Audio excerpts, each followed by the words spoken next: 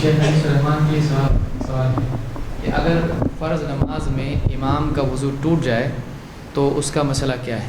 اگر فرض نماز میں امام کا وضو ٹوٹ جائے تو کیا کرے؟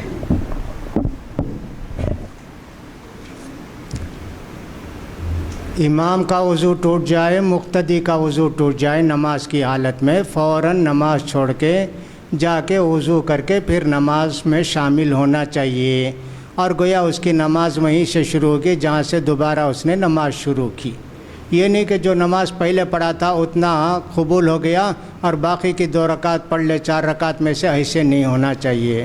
تو فوراً وضو جب ٹوٹ گیا تو اس کو چاہیے کہ نماز چھوڑ کے نکل کے چلے جائے کسی بھی طرف سے، لیکن جانے سے پہلے اس کے لیے ضروری ہے پیچھے کسی مقتدی کو آگے بڑھا دے، امامت وہ کرے گا۔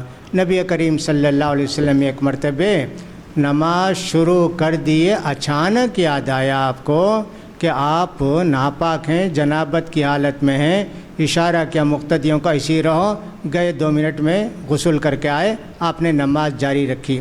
اب یہ اللہ کے رسول صلی اللہ علیہ وسلم امام تھے، وہی نماز پڑھاتے تھے۔ آج کل کے لوگوں کو چاہیے کہ ان لوگوں کو انتظار نہ کرائیں، بے وضو کر کے آتا ہوں، اشارہ کر کے کہہ دیا تم رہے، اس کو چاہیے کہ مقتدی میں سے کسی کو آگے بڑھا دے اور جا کے وضو کر کے اپنی نماز کی بنا کرے، اپنی نماز کو شروع کرے۔ اسی لیے اللہ کے پیارے رسول صلی اللہ علیہ وسلم فرمایا کرتے تھے، لیلنی منکم اولو الاحلام والنہی، میرے پاس کھڑے ہونے والے لوگ عقل مند، ہوشیار، دین کے سمجھدار لوگوں کو میرے قریب کھڑے ہونا چاہیے، تاکہ ایسی کوئی صورتحال پیدا ہو جائے تو ان کو اپنی جگہ بنا کے چلے جائیں۔ حضرت عمر رضی اللہ تعالیٰ عنہ پر حملہ کیا گیا، فوراً عبد الرحمن بن عوف آگے بڑھ کر نماز کو مکمل کیے، پھر نماز سب کی ہوئی۔ لہٰذا وضو ٹوٹ جائے تو فوراً جانا چاہیے، شرما کر ویسی مقتدی نماز پڑھے، امام نماز پڑھے، بہت بڑا گناہ ہے، اس کا خیال کرنا